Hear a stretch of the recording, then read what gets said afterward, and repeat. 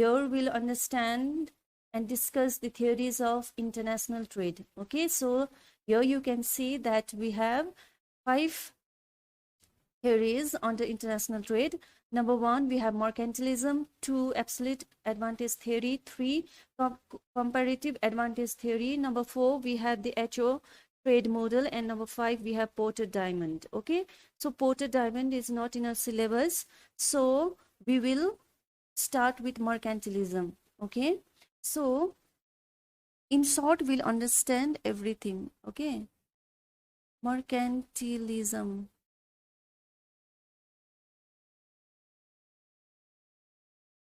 So mercantilism theory मा चाहिँ के भनेको छ भन्दाखेरि नेशन्स को वेल्थ डेभलप गर्नुपर्छ.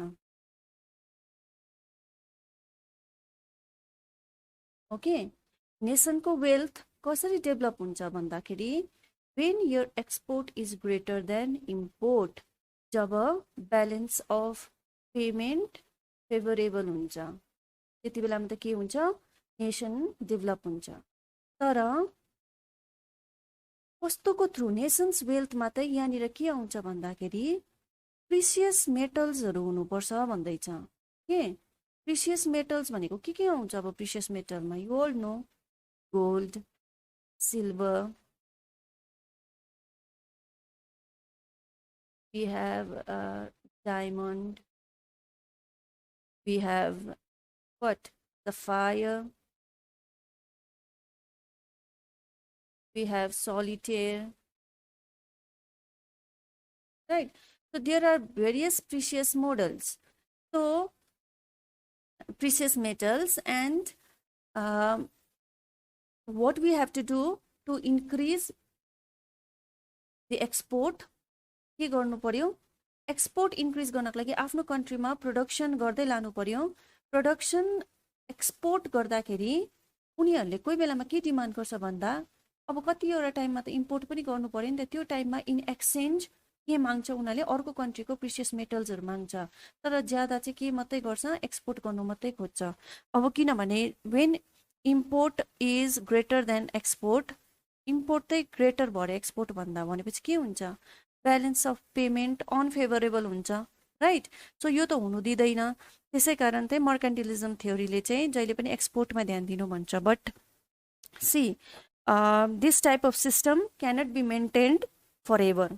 किन फर एभर मेन्टेन गर्नु सक्दैन? किनभने एउटा ग्लोबल इकोनोमी नै स्ट्याग्नेन्ट हुन्छ नि त, कि if every country wanted to export and no one wanted to import, होइन, सबैले एक्सपोर्ट गर्छु भन्यो भने त इकोनोमी स्ट्याग्नेन्ट भइहाल्छ नि. सो मर्केन्टिलिजम थ्योरीको ड्रब्याकै यही हो. ओके, सो यहाँ अर्को के छ भन्दा यति याद राख्नुपर्छ कि this approach assumes the wealth of a nation depends primarily on the possession of precious metals such as gold and silver. So अब features चाहिँ कस्तो खालको छ भने this is the economic doctrine that government control of foreign trade is of paramount importance for ensuring the military security of the country. In particular, it demands a positive balance of trade. अब यहाँ भन्दैछ भने countryको security is more important, right? So हाम्रो जति पनि पैसाहरू आएको हुन्छ मोस्टली कुनै पनि नेसनको डिफेन्सहरूमा लागेको हुन्छ पैसा. सो यो हाम्रो डिफेन्समा हाल्ने पैसा चाहिँ कहाँबाट मात्रै निस्किन्छ भन्दाखेरि हाम्रो कन्ट्रीले रेभेन्यू जेनेरेट गर्दैछ भने मात्रै. अब रेभेन्यू कसरी जेनेरेट हुन्छ? When export is greater than import. Okay, त्यो उनीहरूले के गर्यो भन्दाखेरि जति पनि इम्पोर्ट गर्ने कुराहरू छ त्यसमा हाई ट्यारिफ लगाइदियो. ट्यारिफ ज्यादा लाग्यो भने त इम्पोर्ट गर्नु रेस्ट्रिक्सन भइहाल्यो नि त अटोमेटिकली. सो हो त्यस्तो प्रकारले जति सक्दो रेस्ट्रिक्सन ल्याउनु थाल्यो मर्केन्टिलिजम थ्योरीले चाहिँ. Okay, so next we have let us go through some principles of this mercantilism theory. Okay, so mercantilism theory ko principle त के भन्दैछ भन्दा precious metals such as gold and silver were deemed indispensable to a nation's wealth. Okay, so if a nation did not possess mines or have access to them, precious metals should be obtained by trade. भन्दैछ जति सक्दो कन्ट्रीले जोड त केमा दिनुपर्छ, यो precious मेटल्सहरूमा दिनुपर्छ. Okay, तर यदि यो प्रड्युस गर्नु सक्दैन, आफ्नो कन्ट्रीमा गोल्ड माइन्सहरू छैन या अरू कुनै माइन्सहरू छैन भने के गर्नु पर्यो, इम्पोर्टै गरेर भए पनि नेसन्स वेल्थ इन्क्रिज गर्नु भनेर भन्दैछ. ओके, त्यसै कारण यो नेसन्स वेल्थ इन्क्रिज गर्नु भनेको के हो? फेभरेबल ब्यालेन्स अफ सिट हो, okay, sorry balance of payment हो। सो अर्को याद राख्नुपर्ने कुरा के छ भन्दा A strong nation, according to this theory, was to have a large population. Population पनि large हुनुपर्छ नेसन्स राम्रो हुनको लागि, okay. For a large population would provide a के प्रोभाइड गर्छ? It would provide a labor, a market and soldiers भनेर यो mercantilism theory ले भनेको, okay. Now we'll come to next one, that is we have absolute cost theory, okay. So in absolute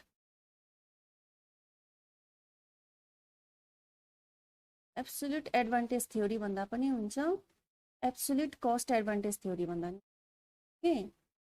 so यो थ्योरीले त के भन्छ भन्दाखेरि that you should produce those goods which you are good at producing, okay. So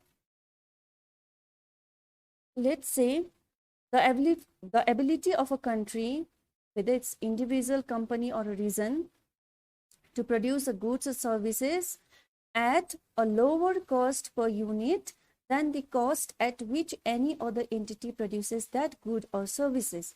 So यति यही दुई लाइनमा सबै थ्योरी डिस्क्राइब भएको छ, ओके। फर इक्जाम्पल सी, अब नोट्स म योसँग दिन्छु तिमीहरूलाई, you can read it there. So notes पढ्दा जुन जुन सजिलो लाग्छ त्यो मात्रै पढ्नु, पुरा लामो लामो देखिबस्नु पर्दैन इक्जाममा, ओके।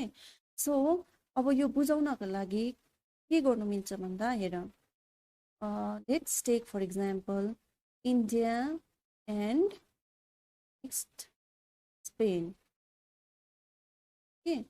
यो दुईटा छ, हाम्रो छ अर्को नीड अफ लेबर, ओके। अब इन्डिया के प्रड्युस गर्नुमा राम्रो छ? Wool, okay,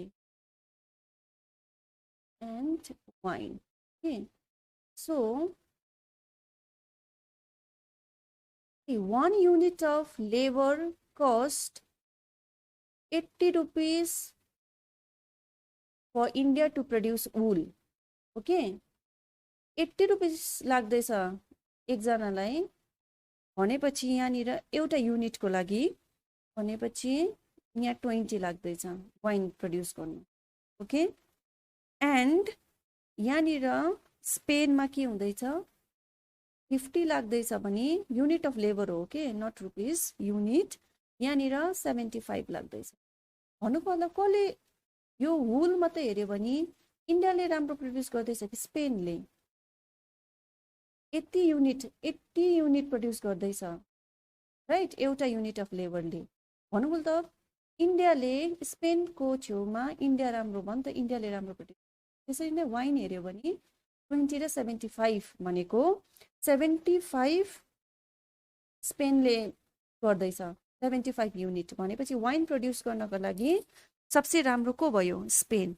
so according to absolute cost advantage theory, this theory says that if one nation is good at producing something, let's say if India is good at producing wool, then India should export good to Spain, right?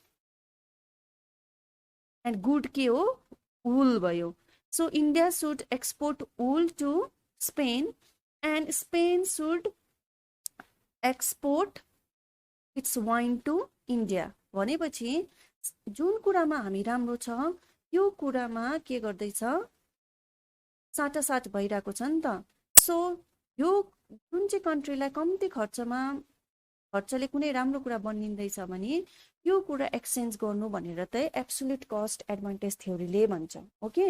So if you go through that you will understand it properly. Now will come to next one, that is comparative cost theory.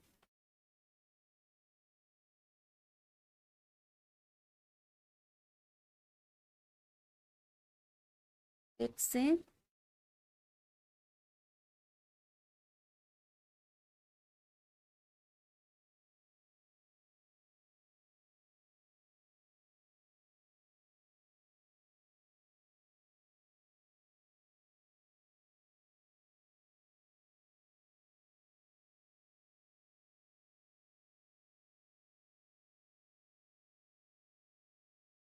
Okay, next we have comparative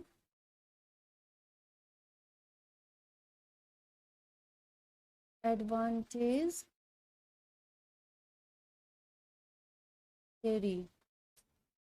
Okay, so in comparative advantage theory, दुईटा कन्ट्रीको compare गर्नु भनेर भनेको. Okay, compare चाहिँ कस्तो प्रकारले गर्छ? But before that will understand the definition of comparative advantage भनेको के हो. The ability of a firm or individual to produce goods or services at a lower opportunity cost than other firms or individual. Okay, so यहाँनिर त हामीले के भन्दैछ भने अघि के भनेको थियो हाम्रो एब्सोल्युट कस्टमा कि जुन चाहिँ कन्ट्रीले कम्ती पैसामा ज्यादा प्रड्युस गर्न सक्छ त्यो कन्ट्रीले अर्को कन्ट्रीसँग एक्सपोर्ट गर्नु अनि उताबाट इम्पोर्ट गर्नु भनेर भनेको, राइट. तर यो comparative advantage developed by David Ricardo. Okay, David रिकार्डोले उहाँले के भन्नुहुँदैछ भन्दा हामीले जस्ट त्यति कस्ट मात्रै चेक गरेर हुँदैन, तर के चेक गर्नुपर्छ हामीले अपर्च्युनिटी कस्ट चेक गर्नु भनेर भन्नुभयो. Okay, so if you go through the notes you will get the word call opportunity cost. Okay, so notes त तिमीहरूले पढिसकिहाल्छ तर म यसको अलिकति लजिक बुझाइदिन्छु. Okay, so you all know that opportunity cost means cost for going to produce next best alternative भनेर पढेको छ, राइट हामीले. सो एउटा इक्जाम्पल लिएर म बुझाइदिइराख्छु so that it becomes very easy for you all to understand while reading. Okay, so comparative एडभान्टेजमा यसरी पढ्नु. जस्तो अब यहाँनिर भयो Portugal and then we have England. Okay, and Portugal is good at producing wine. And अब wine त भन्नु मिल्दैन तर अहिले मैले यस्तो प्रकारले भनेको अब यो दुईटा कन्ट्रीले यो दुईटै प्रड्युस गर्दैछ. ओके, वाइन पनि प्रड्युस गर्दैछ, क्लोथ पनि प्रड्युस गर्दैछ. तर 1 युनिट अफ लेबरको 80 युनिट्स आउँदैछ भनेपछि यहाँ 120 युनिट्स आउँदैछ, राइट. एन्ड देन क्लोथको 90 यहाँनिर 100 दिउँ फर इक्जाम्पल. ओके, सो यसो हेऱ्यो भने त यो म्याथमेटिक्सको थ्रु हामीले यो देख्दैछ कि पोर्टुगलले नै वाइन प्रड्युस गर्यो, पोर्टुगलले नै क्लोथै प्रड्युस गर्यो भने राम्रो हो त, किनभने दुईटा इङ्ल्यान्डको भन्दा त यसको कस्ट कम्ती आउँदैछ, राइट. तर यति मात्रै चेक गरेर हुँदैन कस्ट मात्रै. अब एब्सोल्युट कस्ट थ्योरीमा त सिधै यसरी चेक गर्दा भइहाल्थ्यो 80 र 90 भनेपछि त पोर्टुगलले नै वाइन पनि प्रड्युस गरोस् क्लोथ पनि पोर्टुगलले प्रड्युस गरोस् भनेर, राइट. तर अपर्च्युनिटी कस्ट चाहिँ कसरी निकाल्नुपर्छ भन्दाखेरि निकाल्छ opportunity cost. We all know that र पनि 80 डिभाइडेड बाई 90 यहाँनिर 90 डिभाइडेड बाई 80 गर्नु, यहाँनिर 120 डिभाइडेड बाई 100 र यहाँ कति डिभाइडेड बाई 120 गर्नुपर्छ नि त अपर्च्युनिटी कस्ट निकाल्दा, राइट. सो यहाँ 80 डिभाइडेड बाई 90 गर्दा कति आउँछ 0 point something something. Okay, and यहाँ 90 डिभाइडेड बाई 80 गर्दा 1 point something something. Again 120 divided by 100 गर्दा 1 पोइन्ट समथिङ समथिङ. एन्ड यहाँनिर 100 डिभाइडेड बाई 120 गर्दा 0 पोइन्ट समथिङ. भन्नु अब कसको कस्ट यहाँबाट थाहा पाइहाल्यो कि पोर्टुगलको यहाँ 0 आउँदैछ, यहाँ 0 आउँदैछ भनेपछि पोर्टुगलले के प्रड्युस गर्नु पर्यो, वाइन प्रड्युस गर्नु पर्यो. कस्ट कम्ती भयो नि त यो, राइट. कस्ट अफ प्रड्युसिङ यो कम्ती भयो नि त unit. So cost of producing 1 unit यहाँनिर 0 छ भने यहाँ 1 छ भनेपछि पोर्टुगलले 0 भनेको वाइन प्रड्युस गर्नु पर्यो यहाँ भनेपछि यहाँनिर 1 पोर्टुगलले हो भने इङ्ल्यान्डको 0 छ भनेपछि के गर्नु पर्यो 0 चाहिँ कसले प्रड्युस गर्नु पर्यो इङ्ल्यान्डले प्रड्युस गर्नु पर्यो. Okay, so now this is what there is in comparative advantage theory. Okay, comparative advantage theory त एउटा इजी छ बुझिहाल्यो, खालि अपर्च्युनिटी कस्ट हामीले चेक गर्नुपर्छ. Okay, that this theory also states that other things being equal a country tends to specialise in and exports those commodities in the production of which it has maximum comparative cost advantage or minimum comparative disadvantage. यही इक्जाम्पलको through हामीले बुझिहाल्यौँ. Okay, अब अर्को हामी एउटा बुझौँ जुन चाहिँले के भन्छ एउटा एचओ थ्योरी भन्ने छ ओके त्यो एचओ थ्योरी चाहिँ कहाँ हेक्सर ओहलिन थ्योरी भनेको हो ओके हेक्सर ओहलिन थ्योरी भनेको त हेक्सर ओहलिन भनेको त दुईजना मान्छेहरू हो के उनीहरूले एउटा थ्योरी डेभलप गरेको छ सो त्यो थ्योरीको बारेमा विल डिस्कस एन्ड चारवटा थ्योरी भइहाल्छ which you have to study for examination purpose okay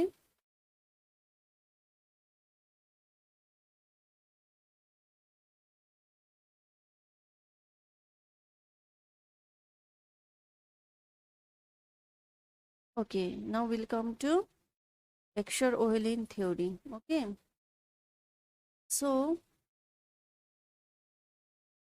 HO theory लेख्छु ओके तिमीहरूले नोट्समा देखिहाल्छ कि एचओ थ्योरी भन्ने छ ओके सो एचओ थ्योरीमा चाहिँ के भनेर भनेको छ भन्दाखेरि कन्ट्रीहरू चाहिँ कस्टसँग मात्रै होइन एउटा हुन्छ क्यापिटल इन्टेन्सिभ कन्ट्री हुन्छ भनेको छ एउटा ओके क्यापिटल इन्टेन्सिभ कन्ट्री के अर्को कस्तो कन्ट्री हुन्छ अर्को लेबर इन्टेन्सिभ कन्ट्री हुन्छ नि त त्यो पनि बुझेकै कुरा हो इक्जाम्पल दिनु पर्यो भने यो युएसए यो इन्डिया सम्झि के सो क्यापिटल इन्टेन्सिभ कन्ट्रीहरूले त के गर्नु भन्दैछ भन्दा उनीहरूको टेक्नोलोजीहरू चाहिँ उनीहरूको टेक्नोलोजी अब क्यापिटल भनेको के हो टेक्नोलोजी थ्रु प्रड्युस गरेको सामानहरू हो नि त क्यापिटल इन्टेन्सिभ कन्ट्री भने सो क्यापिटलहरू राम्रो राम्रो छ उनीहरूको राम्रो राम्रो मसिनरीहरू छ नयाँ नयाँ टेक्नोलोजी अपग्रेडेसन भइरहेको हुन्छ सो त्यहाँ त्यसरी बनिएको सामानहरू त के गर्नु अरे लेबर इन्टेन्सिभ कन्ट्रीलाई दिनु अन्त जति पनि लेबर इन्टेन्सिभ कन्ट्रीमा प्रड्युस भएको कुराहरू चाहिँ कसलाई दिनु अरे युएसएलाई दिनु यसरी सो यस्तो प्रकारले गर्नुपर्छ अन्त मात्रै कन्ट्री दुइटै कन्ट्रीको ब्यालेन्स अफ पेमेन्ट फेभरेबल हुन्छ भनेर भन्दैछ ओके तर मोस्ट अफ द सिचुएसन यस्तो हुँदैन ओके यहाँनिर के हुन्छ भन्दाखेरि ओके एचओ थ्योरीमा त त्यही भनेको छ कि क्यापिटल इन्टेन्सिभ कन्ट्रीले लेबर इन्टेन्सिभ कन्ट्रीलाई दिनु एन्ड भाइस वर्सा ओके त्यो भनेको छ तर एउटा स्टडी भएको थियो after that okay HO theory किनभने यो जति पनि थ्योरी डेभलप हुँदैछ पहिला मर्केन्टिलिजम भयो त्यस पछाडि एब्सोल्युट कस्ट भयो त्यस पछाडि कम्पेरिटिभ भयो राइट त्यसरी एचओ भयो यो एउटा सिरिज फलो गरेको चाहिँ के भएको भन्दाखेरि पहिला कुरा चाहिँ के चित्त बुझेको छैन त्यो कुरा आएको हो नि त नेक्स्ट राइट अब कति कुरा एब्सोल्युट कस्टमा राम्रो थिएन र त डेभिड रिकार्डोले फेरि के बनाउनु भयो that he came up with comparative advantage right absolute cost फेरि कसको थ्योरी हो एडम स्मिथको हो you all know that he is the father of economics अब रह्यो एचओ थ्योरीमा पनि यस्तो कुरा भन्दैछ क्यापिटल र लेबर भनेपछि ओके एन्ड नेक्स्ट यहाँनिर अब यो थ्योरी पछाडि यही थ्योरीसँगै रिलेटेड हो ओके यो थ्योरीसँग एउटा स्टडी भएको थियो कसले गरेको थियो लियोन्टिफ ओके लियोन्टिफ भन्ने मान्छे थियो ओके सो लियोन्टिफले स्टडी गरेकोलाई के भन्छ प्याराडक्स भन्छ उसले उसको थ्योरी उसको एनालाइसिस उसले के गर्यो भन्दा 1950 बर्न भएको मान्छे के हो so this person was a Russian burn American economist हो ओके फुल नेम के हो भन्दाखेरि यो त कम्पिटिटिभ इक्जाममा आउँछ र मैले भनेको के not necessary for your become examination but even then if you want to write you can write so Wesley W Lientif paradox theory भन्छ फुलमा भन्दा हो के यो थ्योरीलाई उसको नाम हो यो सो उहाँले त के गर्नुभयो स्टडी गर्दा गर्दा यो बुझ्नु भएछ कि यदि युएस क्यापिटल इन्टेन्सिभ कन्ट्री हो एउटा डेभलप कन्ट्री हो भने पनि उसको चाहिँ के थिएछ भने प्लस पोइन्ट कि उसको प्लस पोइन्ट चाहिँ लेबर पनि स्किल्ड लेबर रहेछ भनेर चाल पायो के उनीहरूको कन्ट्रीको नेसेसरी छ नि यति बेसी राम्रो छ यो country that there is no necessity for this country to export भनेको त एक्सपोर्टै मात्रै गर्यो भने त यो त डेभलप र त डेभलप्ड हुँदै गयो त राइट सो उनीहरूले इम्पोर्ट गर्ने बेसी आवश्यकै परेन किनभने उनीहरूको चाहिँ slow labour but skilled labour forces रहेछ एउटा मार्केटमा भनेर चाहिँ कसले चाल पायो वेजली डब्ल्यू लेन्टिफले चाल पायो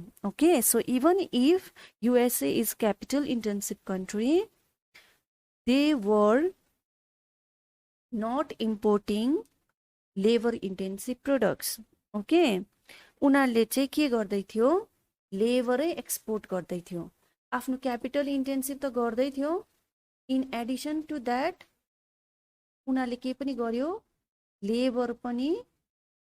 लेबर इन्टेन्सिभ प्रोडक्ट्सहरू पनि इन्डियामा गर्यो भन्नु मतलब उनीहरूलाई दुईटा फाइदा हुँदैछ सो यो भ्रममा नबस्नु इल्युजन नहुनु कि युएसए चाहिँ खालि क्यापिटल इन्टेन्सिभ हो भनेर यो लेन्टिफ प्याराडक्सले भनेको after much study okay so situation त यस्तो छ HO theory now please go through all the notes which I will be providing with this video and this way things will be clear from first unit.